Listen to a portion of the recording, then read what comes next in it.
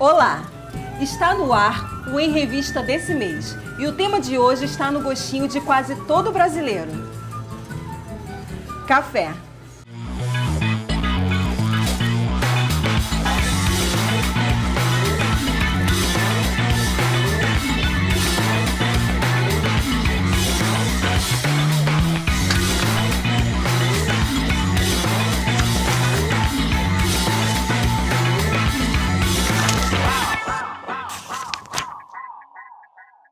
O café é uma das bebidas preferidas dos brasileiros. Mas você, sabe como esse grão tão querido chegou ao Brasil? Isso você confere agora.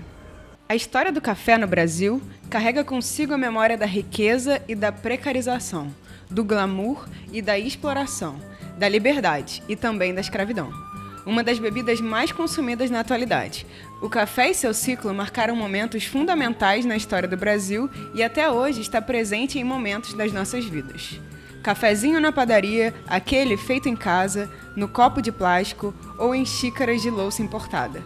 O café da manhã é parte do conjunto das refeições diárias do carioca, que pode até nem ter café, mas da sua cultura, história e memória está fortemente representada na mesa do brasileiro. Mas será que desde sempre o café no Brasil teve essa importância e relevância? O historiador Valmir Farias conta como foi a chegada do café no Brasil. O café ele chegou no Brasil no século XVIII, ali no Pará, naquela região, com umas mudas, né? E depois, em meados do século, ele foi tomando mais parte do Brasil e principalmente Rio de Janeiro. Então ele foi um produto, como nós tínhamos na história vários ciclos, ciclo do açúcar, ciclo do gado, tivemos o ciclo do café, que movimentou muito, né? Trouxe muitas ferramentas para o desenvolvimento da cidade. Aqui no Rio de Janeiro ele ficou numa região conhecida como Vale do Paraíba, que é um caminho, um percurso entre Rio e São Paulo, né? E esses barões do café, como eram conhecidos na época, que através de uma política de terras, eles conseguiram as terras do Império, né, para poder plantar, para poder cultivar esse café, que era um único produto da época, né, e esses barões, de onde eles vinham, onde eles tinham essas condições, essa grana, esse dinheiro, né, já de outros momentos da história, como por exemplo do açúcar, né, a coroa, quando chegou no Brasil, proporcionou também riquezas, aumentou o comércio, trouxe o dinheiro para o Brasil, começou a trazer esse valor monetário para o Brasil. Então, quem já tinha uma certa condição ampliou, e nessa região ali do Vale do Paraíba, eles tiraram alguns índios nativos da região, tomaram posse dessas terras. Em 1850 a coroa oficializou, e aí começou o cultivo do café, começou a se plantar o café.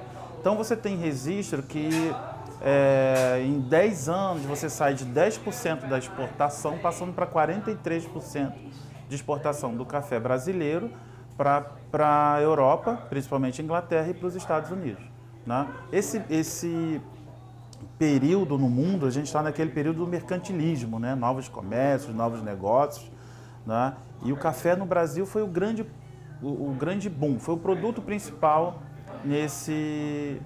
nessa conjuntura. Marcelo, que é turismólogo e produtor de café na região de Barra do Piraí, comenta sobre a sua perspectiva o momento da chegada do café no Brasil. E é Dom João VI que vai bater o martelo, né? Que vai introduzir um novo fator agrícola no Brasil, e esse fator agrícola foi o café, e ele que vai fazer então a grande quantidade de doações dos grandes pedaços de terras, as Seis Marias, aqui na região. E uma parte dessas pessoas que receberam essas terras estavam situados na cidade do Rio de Janeiro, e a gente pode exemplificar como os grandes negociantes que fundaram o Corpo de Comércio do Rio de Janeiro. Com o tempo, a produção e consumo do café no Brasil se consolidou em outros formatos. A diversidade dos grãos, cores e formatos de produção apresentam hoje um universo para aqueles que se arriscam a experimentar seus tipos, aromas e sabores. Isso é possível graças à seleção artesanal dos grãos de café. E quem explica esse processo é Marcelo Estreva, proprietário da Fazenda Taquara, em Barra do Piraí. No mesmo pé de café, nós vamos encontrar 4 frutos diferentes, né, de diferente qualidade. Você tem o fruto gourmet, que é o café que recebeu mais nutrientes do pé, né, aquele que te interessa. No nosso caso aqui, é produção de cafés especiais. Você tem um bem parecido com gourmet, mas ele não é gourmet. Na verdade, esse fruto é um pouco menor, mas poderia estar do mesmo tamanho. Você não identifica esse fruto a olho nu. Ele recebeu menos nutrientes do pé, por isso ele não é o gourmet. E você tem aquele que secou no pé, que foi apelidado aqui no Brasil de café boia, né? E você tem o verde, que vai ser colhido também. Então a gente usa aqui uma máquina de lavagem de café, a lavadora, que ela vai conseguir separar esses 4 frutos. O gourmet e o verde, quando eles entrarem na lavadora, como ela trabalha à base de água, esses 2 frutos vão afundar. E o fruto, o café boia, né, como o nome está dizendo, ele vai boiar. E o outro que parece que é gourmet, mas não é, ele também, por ter recebido menos nutrientes, ele vai boiar também. Então, de um lado da máquina vai sair o fruto gourmet e o café verde, e do outro lado vai sair o boia e o que não é gourmet. A gente, né, não vai jogar nada fora, a gente vai aproveitar esses frutos, vai fazer uma bebida de qualidade inferior, no caso do boia aqui, do outro que não é gourmet. E o gourmet e o verde, nós vamos ter que utilizar o descascador de café, né, que é o descascador de cereja. É uma máquina que vai separar o gourmet do verde. Ela trabalha por sistema de compressão. Como o fruto verde está duro, ó, ele não vai comprimir os grãos dele. Ele vai passar na máquina e vai sair do outro lado. Mas o maduro gourmet, quando ela pressionar, ó, ele vai jogar os 2 grãozinhos para fora. E dessa forma você tem a separação do café gourmet. Vamos para um breve intervalo. Voltamos já.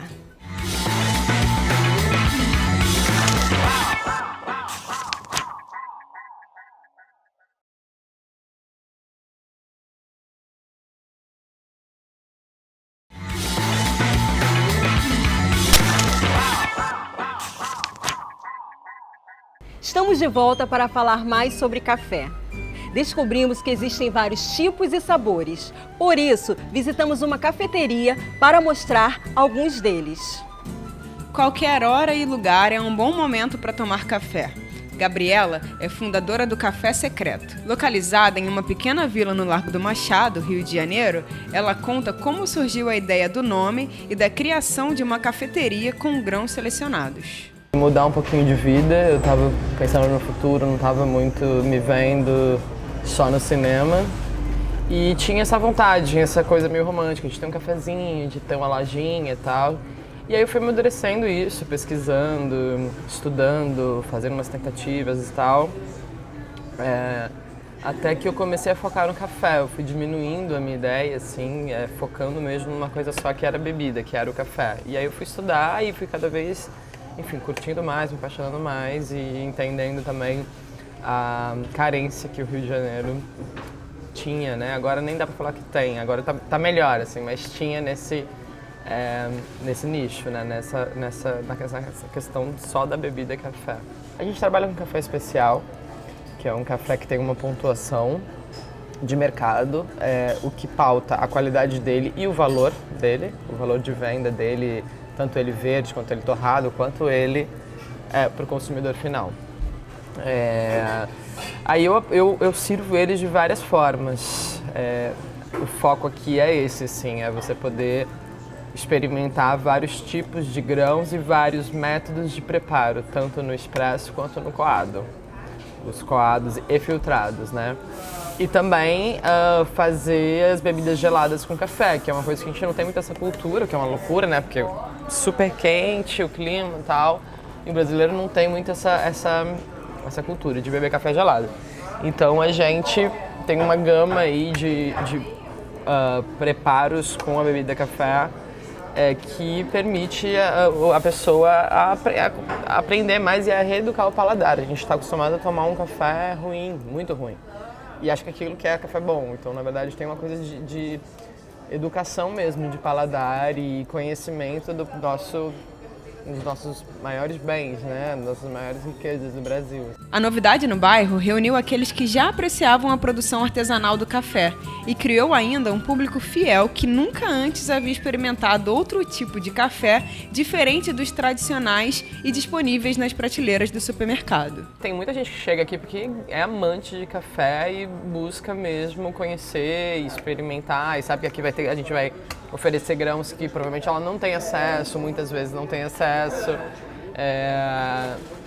E tem gente que vem provar. Tem gente que vem provar pela primeira vez e quer saber, e a gente explica tudo. Tem todo um texto aqui que a gente sempre dá no balcão, dos diferentes métodos, diferentes grãos. Porque aqui é assim, porque aqui é assado, quais são as diferenças das bebidas. Então, tem de tudo. E tem as pessoas que a gente já viciou, que acabou, que não consegue mais beber outro café, assim, outro café que não seja um café especial e com o cuidado que se tem para tirar, né? Que tem outros lugares no Rio que também servem assim. Mas eu posso dizer com certeza absoluta que vários hábitos de várias pessoas já mudaram, e a gente já reeducou o paladar de muita gente. Ei, pausa para o nosso último intervalo. Não saia daí, hein?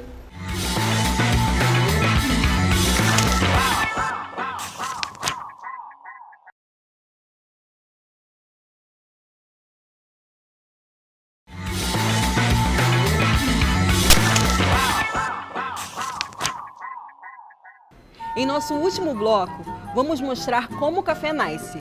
E para isso, visitamos uma fazenda histórica lá em Barra do Piraí. Vem conosco. Localizada em Barra do Piraí, a Fazenda Taquara é uma das muitas fazendas que produzem café na região. Eu nasci nessa fazenda, meu pai é a 5ª geração aqui, né? Ele é descendente do fundador da fazenda, né? Então, a minha família, né? Então, essa fazenda está nas mãos da geração do fundador até os dias de hoje, nunca pertenceu a outra família. E eu estou administrando a fazenda tem 3 anos, né? A gente vem, não só eu, como os outros, né, descendentes, né, alguns até que já faleceram, a gente tem essa missão que não existe essa coisa, eu sou o dono da fazenda, né? Importante preservar, né, o patrimônio aqui da família.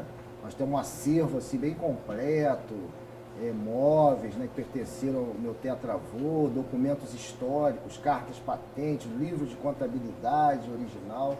Então, a gente tem esse cuidado, né, louças inglesas, prataria, de cuidar disso tudo, né, para que as outras gerações futuras, para que elas possam também dar continuidade a esse trabalho. O café especial, eu acho que é uma tendência mundial. Eu escolhi uma variedade de café que o meu pai plantava na época, porque quando eu trabalhava, né, quando eu era adolescente, media café aqui na fazenda, na época das colheitas, eu escolhi uma variedade por isso, né? Então, fiz questão de plantar essa variedade. Então, a gente tem o café na veia mesmo, sabe? Você tem que amar para você ver. O café demora 3 anos para começar a produzir. Não é você, fez a cova, fez o buraco, colocou a mudinha lá e deixar. Não é, você tem que estar limpando, você tem que estar adubando, você tem que estar plantando leguminosas no café para nitrogenar o solo. Tem uma série de coisas, né? Combater doenças. E fazer isso hoje de forma natural. Plantar árvores no cafezal, quer dizer, isso é muito interessante, porque você vê, eu sou a 6ª geração do comendador que plantou café. Meu tetravô plantou café em 1830 aqui.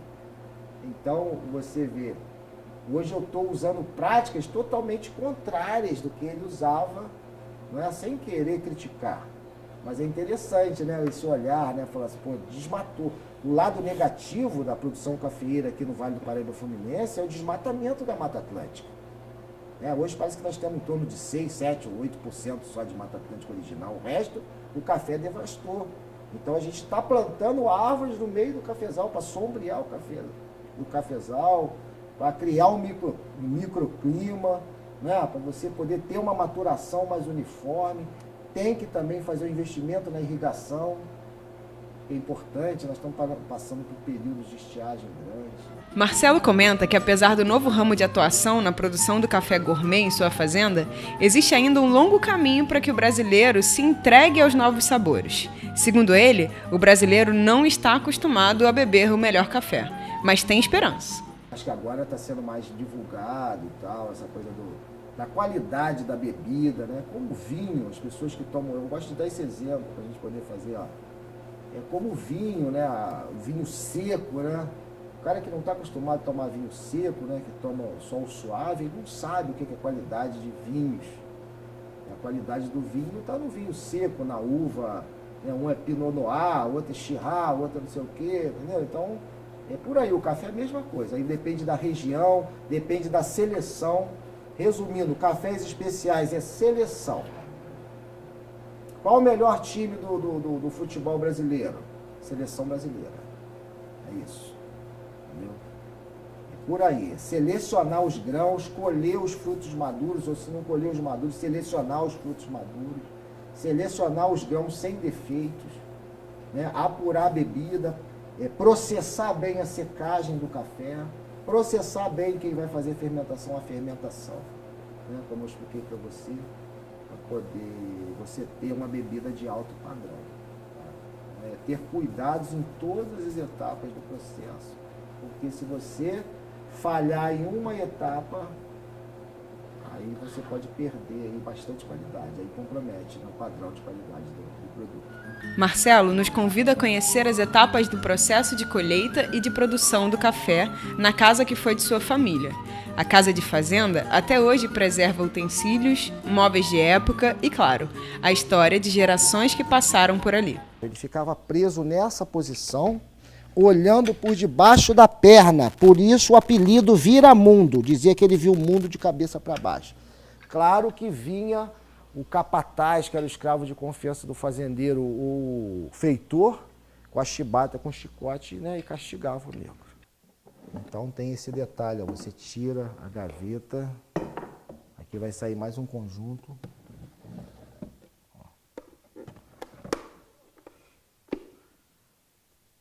Abriu. Funciona assim, aqui tem as abas decorativas, ó. Então é o caminho para a gente desvendar o primeiro segredo.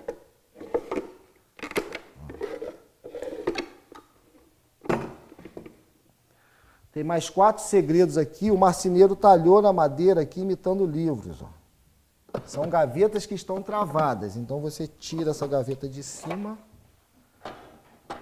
Aqui no fundo tem uma trava de ferro. Ó. E a gaveta solta.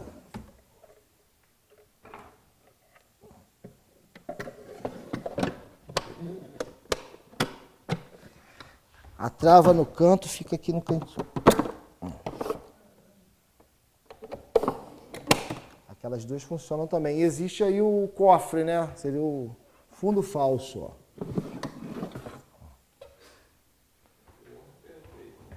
Ela entra, vira e some lá no fundo. A parte de baixo tem uma papeleira.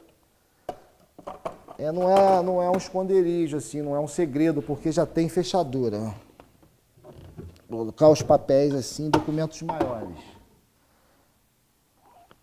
Você encontrou muita coisa nesse móvel? Não, só coisa da família mesmo. Nesses esconderijos? É. Isso daí foi um historiador que me ensinou. Nem minha família não sabia. Sério? É, minha mãe não sabia. Foi um historiador que veio aqui que me ensinou. Eles me ensinam também muita coisa, né? Porque tá vendo que eu estou defendendo aqui o patrimônio para não deixar acabar. Ó, isso aqui é uma... Aí depois fecha aqui, ó. E tranca. Aqui você tem um moedor de café de 1725, aí do século XVIII. Nápoles italiano, ficou na casa, o grão torrado, o movimento de moagem. E aqui o pozinho do café. Uma batedeira para fazer manteiga. Esse objeto aqui é da Tchecoslováquia, antiga Tchecoslováquia. as etapas do processo do café. O café, isso aqui foi utilizado em todas as fazendas, sem exceção. Você tem a peneira, que ela era amarrada na cintura, né? Usava uma cordinha ou um cipó. Aqui faziam 2 alcinhas, então eles carregavam o balaio trançado nas costas e a peneira na cintura. Quando o negro chegava na plantação, ele prendia essa peneira no tronco da árvore do café e com as mãos puxavam os frutos pelos galhos. Isso que é a derriça do café. Depois soltavam a peneira e abanavam o café, aquela coisa de jogar o café para cima para poder separar as folhas, os galhos secos que caíam junto com o café quando era colhido. E o café ia dentro do balaio, levado para os terreiros que ficavam de 30 a 40 dias secando. Tá vendo? Esse é o café seco, esse aqui está até com um pouquinho de umidade, ó. Você vê que o café não pode pegar umidade, esse é um fungo. O fruto do café com a casca, dentro de cada frutinho tem sempre 2 grãozinhos, ó. Uma das práticas que o negro usava na época, e ele, para saber se o café estava seco, ele passava a mão num lote de café, apertava e sacudia. Se ele escutasse o som, que lembra o som do chocalho, ele sabia que o café estava seco, porque quando o café está seco, esses 2 grãozinhos se soltam dentro da casca. Então, com esse movimento, né, fazia o som do chocalho. E aqui você tem o café descascado, depois de seco ele ia para os pilões.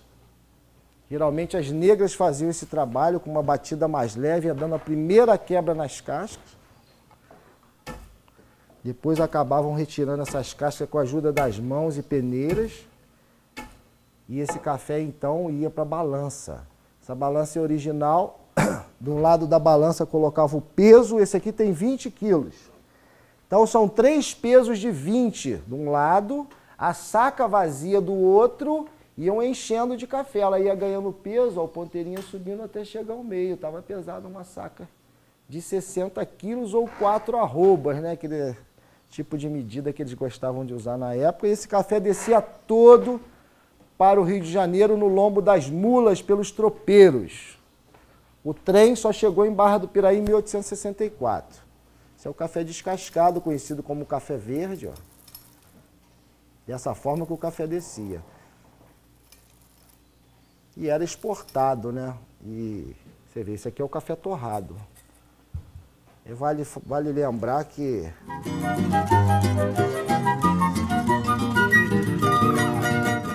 Bom, o Em Revista vai ficando por aqui, mas você pode conferir este e outros programas no nosso canal do YouTube e nos acompanhar nas nossas redes sociais. Até a próxima e tchau, tchau!